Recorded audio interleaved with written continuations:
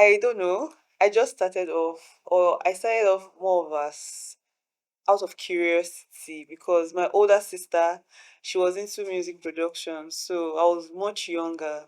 Then she was making beats on FL Studio, so I was watching her. Then when she went to the bathroom, I took over her laptop and I was doing stuff. Then when she came back, I told her, that, oh, this is what I made. And she said, oh, yeah, you're getting there.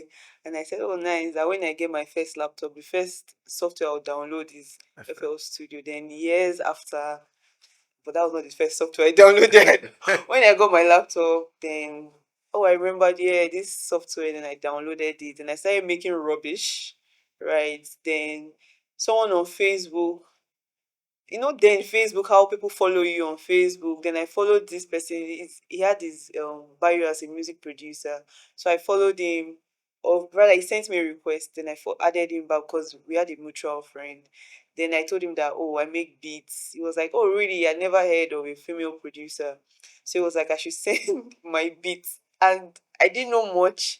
So this is how I used to send my beats. I would take my phone. I'll take my phone, tap on record, record the beat, then send it. So it was like, okay, this is okay, but I should like go on YouTube. And I didn't know that YouTube had like A great resource for. yeah. So that was the first encounter I had with YouTube because it's only more of like videos that I knew. So with YouTube, I now searched for. Then he told me about Busy Works Beat, one particular producer that teaches people how to. So I searched for it, and that was the beginning of the short. More than everything I know, everything I know now is like on YouTube aside from music production. So that was how I started. But over the years, because of school, I would dump it, go back, dump it, go back.